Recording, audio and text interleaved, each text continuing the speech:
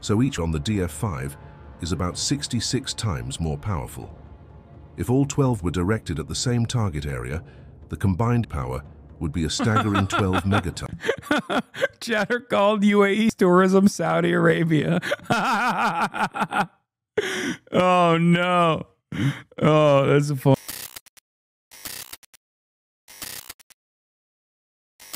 True scale of modern nuclear weapons.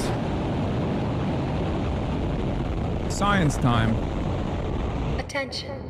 We are now at DEFCON 1. Security lockdown. Russian in space. The country recently tested a nuclear-capable hypersonic Missiles and aircraft warfare. If only. If only they would One of take the out most powerful nuclear weapons. If only they would take out the California coastline with me in it. You know what I mean? Finally. In the world is the B-83 nuclear bomb. I'd be done. I'd be done with this nonsense every day. The heavyweight of the US arsenal.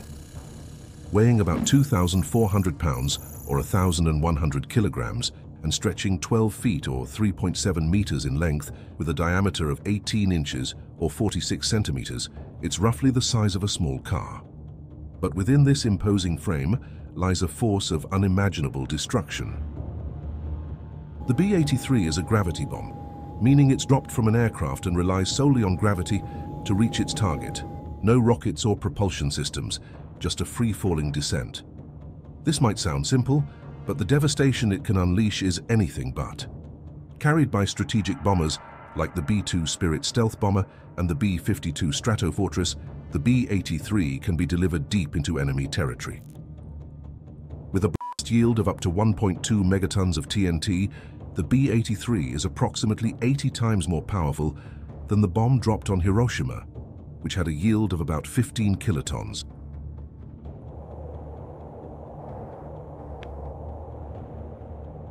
To put that into perspective, imagine the explosive energy of 1.2 million tons of TNT detonating in a single moment. But the B-83 isn't just about raw power. It's designed to penetrate underground bunkers, burrowing into the earth before detonating.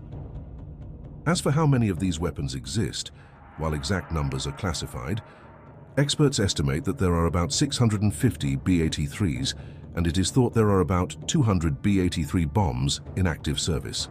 This number has decreased over the years due to arms reduction treaties and modernization efforts. In fact, there are plans to retire the B-83 altogether in favor of more advanced, lower-yield. The only good news about modern nukes is that the fallout isn't as big as an issue anymore, and due to technological advancements in accuracy, warheads aren't as big as they were in the Cold War. Also, fusion bombs can, at distance, shred biological matter without destroying infrastructure. Oh, great news. If it drops and it's a fusion bomb, then at least we'll have free real estate once the dust settles. Is that the good news? Oh, how wonderful. I didn't realize. That's great news. We have a real crisis in the real estate market. Please, I guess we should drop a fusion bomb in the middle of West Hollywood and end my material matter and my organic matter from a distance. But God forbid you harm the real estate market, you know? This is like, you know what this reminds me of? It reminds me of like during World War II when the American War Department was telling the American bombing missions to purposely avoid American factories that were operating in Germany. That's number one. Or who could forget in Vietnam when the Department of Defense was telling its Air Force not to bomb the rubber trees because those were fucking owned by, what was it, Michelin? Like an American corporation. It's like, thank God we have bombs that won't harm capital, but will just simply erode, simply destroy all living matter. It wasn't Michelin. Sorry, I forget. It was like an American. I don't know. Maybe they were protecting the French interest there. Who knows? Goodyear, maybe? It was Michelin from when it was French Indonesia, Indochina. Nuclear weapons. To grasp the true magnitude of the B-83's destructive power, imagine a single one detonated as an airburst over Beijing, China. The immediate fireball would engulf an area over 4 square kilometers or 1.5 square miles, vaporizing everything within its radius. Buildings would collapse within a 7.5 kilometer or 4.6 mile radius due to the intense pressure, flattening much of the city center. Windows would shatter up to 21 kilometers or 13 miles away, sending glass shards flying and causing even in distant neighborhoods. The thermal radiation would cause third-degree burns to anyone within 13 kilometers or 8 miles, covering an area of over 500 square kilometers or over 200 square miles. In terms of human cost, such a could result in an estimated 1.5 million immediate and over 3 million, and that's just from a single B-83 bomb. The United States operates about 76 B-52 Stratofortress bombers, which were once capable of carrying up to 8 B-83 nuclear bombs. However, by 2010, U.S. Strategic Command removed nuclear... Chatter said, I don't think we should do this. I agree. ...gravity bombs from the B-52's arsenal, as the aircraft was no longer considered capable of surviving modern air defenses. Today, only the U.S. fleet of 19 B-2 Spirit stealth bombers is tasked with delivering nuclear gravity bombs, including the B-83, with each capable of carrying... Can we not? ...up to 16 B-83 nuclear bombs. This means the potential for devastation isn't limited to one bomb, but could involve numerous simultaneous, exponentially increasing the destructive impact. In imagining the true scale of modern nuclear weapons, at number 4 on the list is the Trident II missile, a cornerstone of the US and UK nuclear deterrent. Unlike gravity bombs like the B-83, the Trident II is a submarine-launched ballistic missile, or SLBM. The Trident II is an engineering marvel. Weighing about 59,000 kilograms or 130,000 pounds and stretching 13.5 meters or 44 feet in length, it's a 3-stage solid-fuel rocket capable of traveling over 12,000 kilometers, 1,500 miles. This incredible range allows it to strike targets virtually anywhere on the globe, from submarines hidden deep beneath the ocean's surface. What truly sets the Trident II apart is its use of multiple independently targetable re-entry vehicles, or MIRVs. Each missile can carry up to 8 nuclear warheads, typically the W-88, each with a yield of 475 kilotons. That's about 30 times the power of the Hiroshima bomb for each warhead. This means a single Trident II missile can deliver devastating blows to multiple targets across a wide area, effectively multiplying its destructive capability. The missile's guidance system is highly advanced, combining astro-inertial navigation with GPS updates to ensure remarkable accuracy. It's capable of hitting within 100 meters of its target after traveling thousands of miles. The Trident II is deployed on Ohio-class submarines for the U.S. Navy and Vanguard-class submarines for the Royal Navy, providing a stealthy and survivable second strike capability that is crucial for nuclear deterrence. To grasp the potential impact of this weapon, imagine a single Trident II missile launched toward Moscow, with all 8 warheads targeting the same area for maximum effect. The combined explosive yield would be approximately 3.8 megatons of TNT. Upon detonation as an airburst, the immediate fireball would engulf an area over 10 square kilometers, or close to 4 square miles, vaporizing everything within its radius. Buildings would be obliterated within an 11-kilometer or close to 7-mile radius, flattening much of the city center. Thermal radiation would cause third-degree burns to anyone within 22 kilometers, or close to 14 miles from ground zero, covering an area of over 1,500 square kilometers or 580 square miles. The human cost would be staggering, estimated at over 2.8 million immediate fatalities and 4.6 million injuries. And remember, this is from just one Trident II missile. The United States operates 14 Ohio-class nuclear submarines, each capable of carrying up to 20 Trident II missiles. That adds up to 280 Trident II missiles lurking in the depths of the oceans. With each missile carrying up to 8 warheads at 475 kilotons apiece, We're looking at a total of 2,240 nuclear warheads. If you calculate the combined... Imagine a single B-83 bomb detonated in American Midwest. It could kill up to 500 people.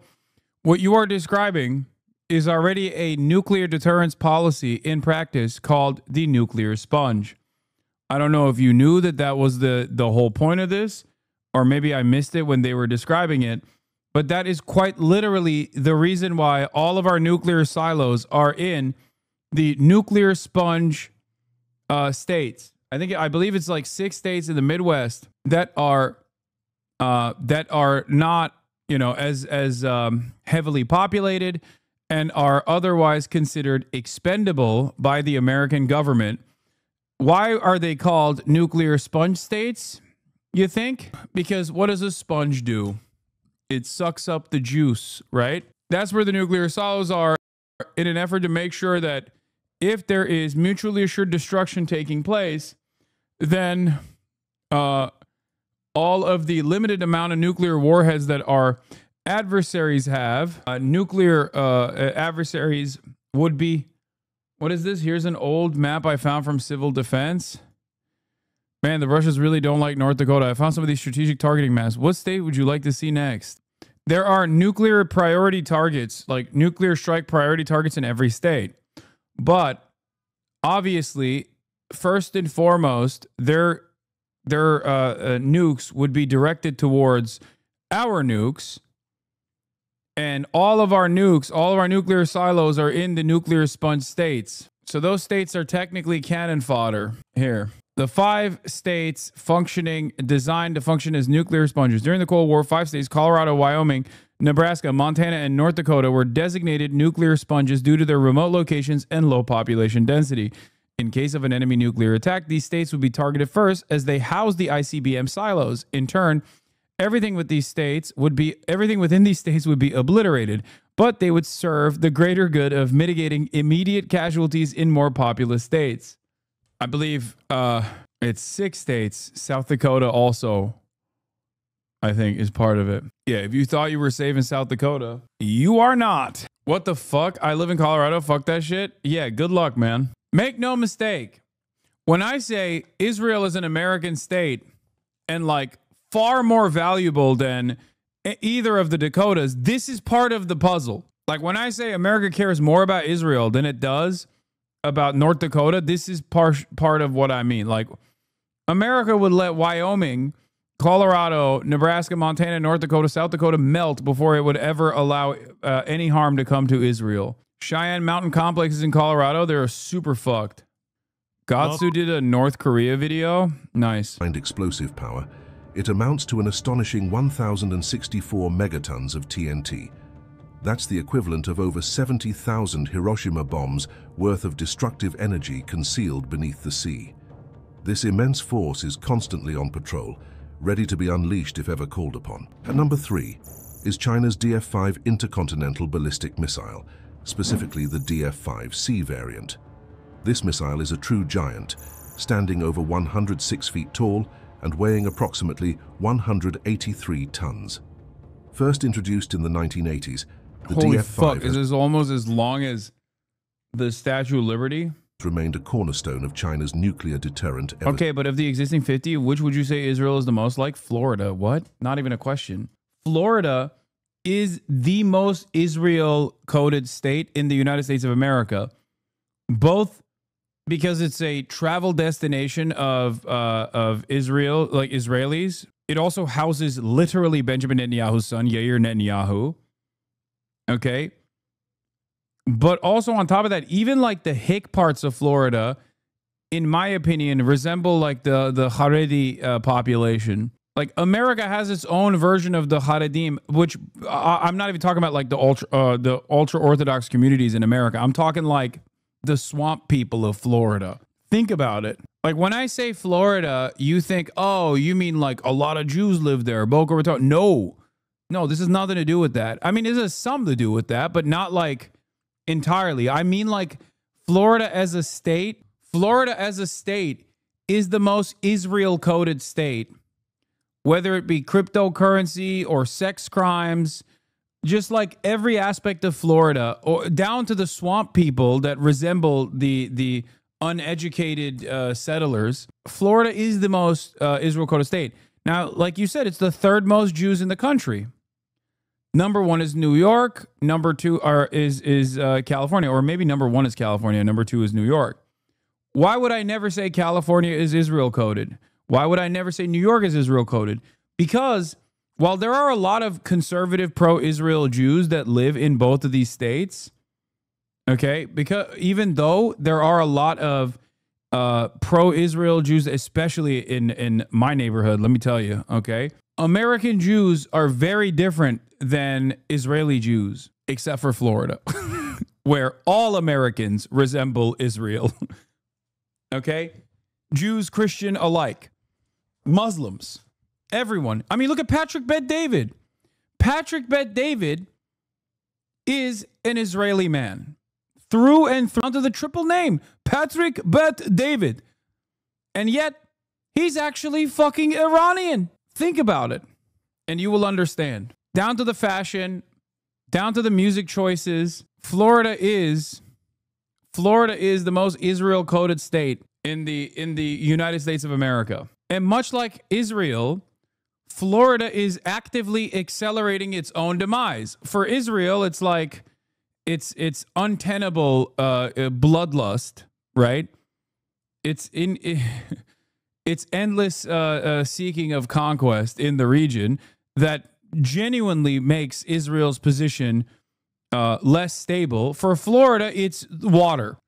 For Florida, it's consistently building in areas that are probably going to be underwater very soon. So as far as like external factors that are life-changing, you got water and climate change for Florida, and you got Israel's constant destabilizing measures in the region for Israel and its inevitable backlash for Israel. Tampa is the West Bank. I live there, can confirm. Yes, if you've ever met some real dudes, okay, like go to the PCB, like go to like different parts, like Tallahassee. Miami is the Tel Aviv of Florida, and like Tallahassee is the fucking West Bank settlements. Since the DF5. No, California is not worse. Like, this is not even comparable. California at least has like a fake economy that revolves around the real stock market as opposed to cryptocurrency and drug sales, okay? Florida has never had a real economy. Florida's entire economy revolves around one, cocaine, and now cryptocurrency and cocaine. At least California has fucking Hollywood and Silicon Valley, which you can say is fake, and I agree with you, okay? Totally fucking fake, totally made up. But, like, it's still less made up than cryptocurrency. You convinced this Florida man? Has an impressive range of up to 15,000 kilometers, or about 9,300 miles, which means it can reach almost any target on the globe from launch sites within China. What makes it particularly formidable is its payload. The latest versions, like the DF-5B and DF-5C, are equipped with MIRVs. I would say Texas? No, Texas equivalent is Saudi Arabia. I will not elaborate. No, Texas is the most Saudi Arabia quoted state that we have. No, Florida is Israel. Texas is Saudi Arabia. Okay? Straight up. Oklahoma is Oman.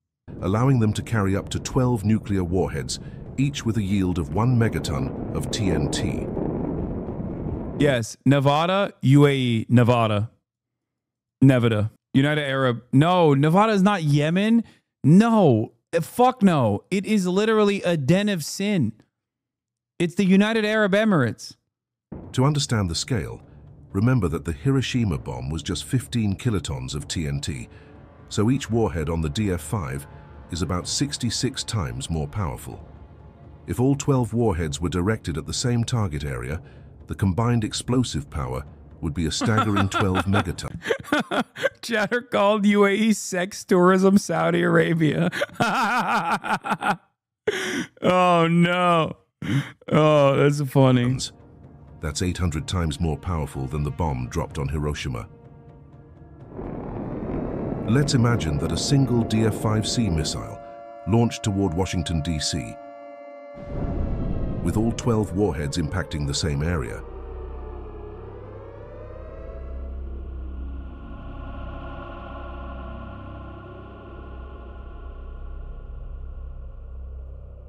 The fireball would engulf an area with a radius greater than 3 kilometers or 2 miles, effectively vaporizing everything in that zone. The blast would cause most residential buildings to collapse within a 16-kilometer or close to 10-mile radius. And third-degree burns could affect people up to 35 kilometers or close to 22 miles away.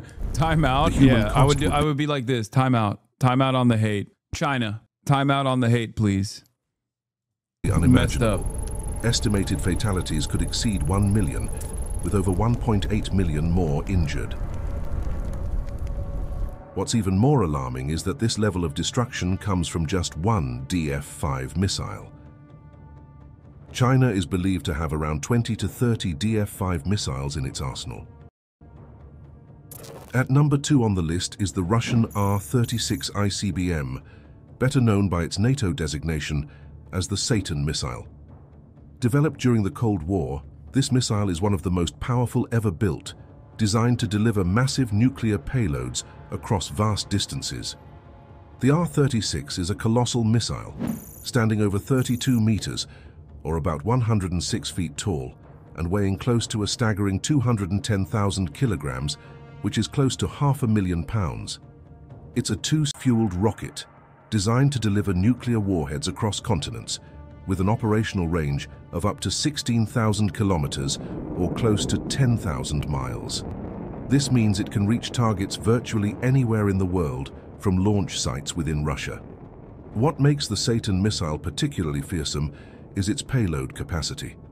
It can carry up to 10 MIRVs, each armed with a nuclear warhead ranging up to 1 megaton of TNT.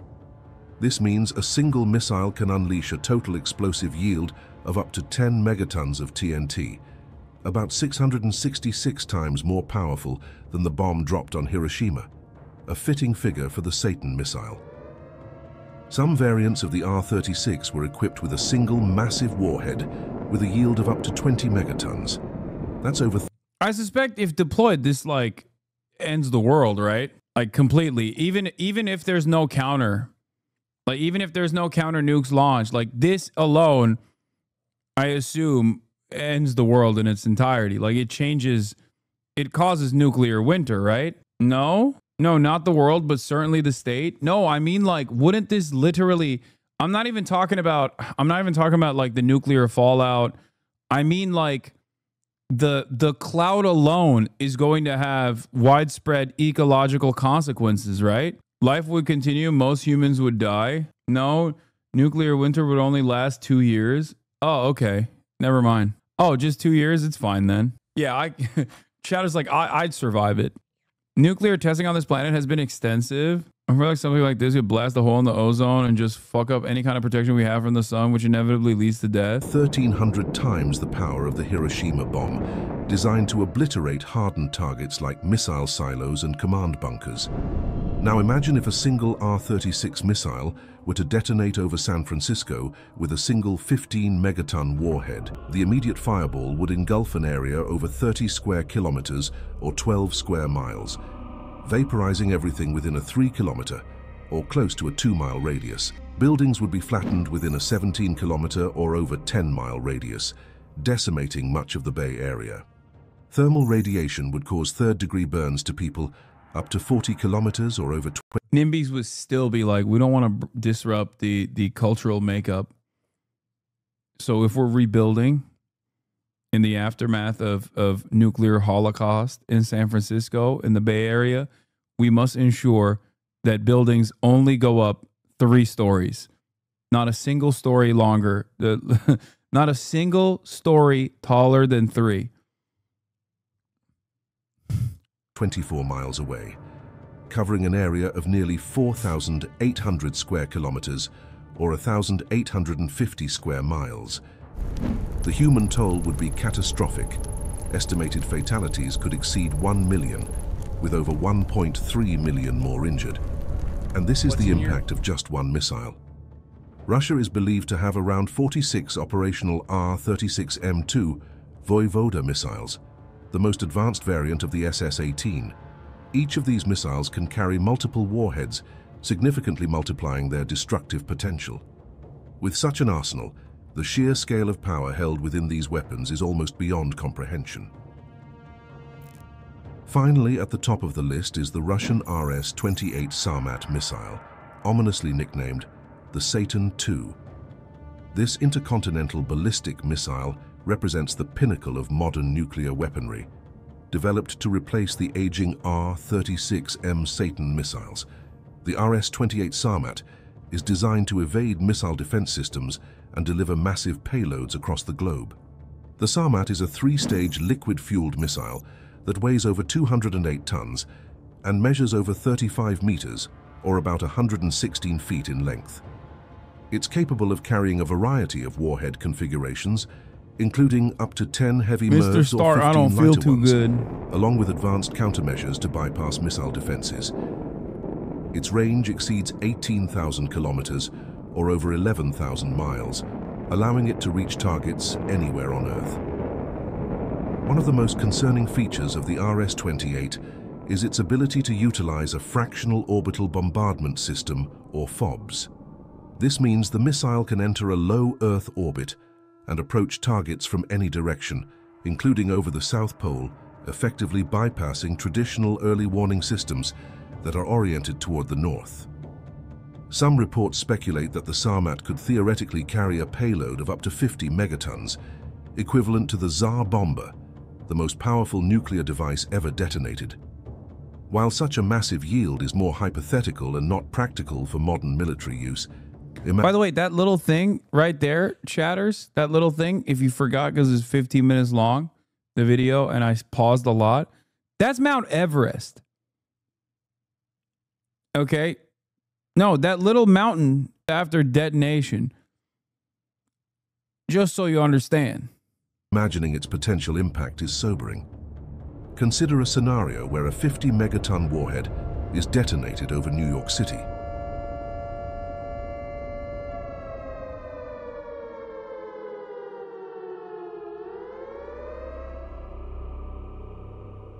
Oh no.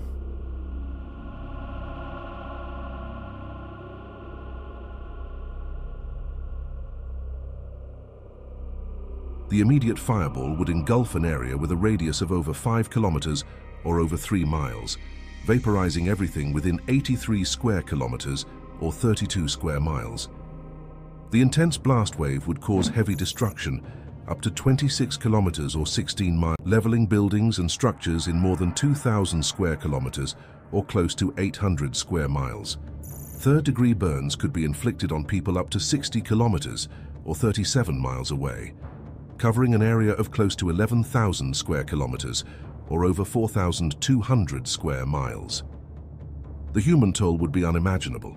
Estimated fatalities could exceed 7 million people, with over 6 million more injured.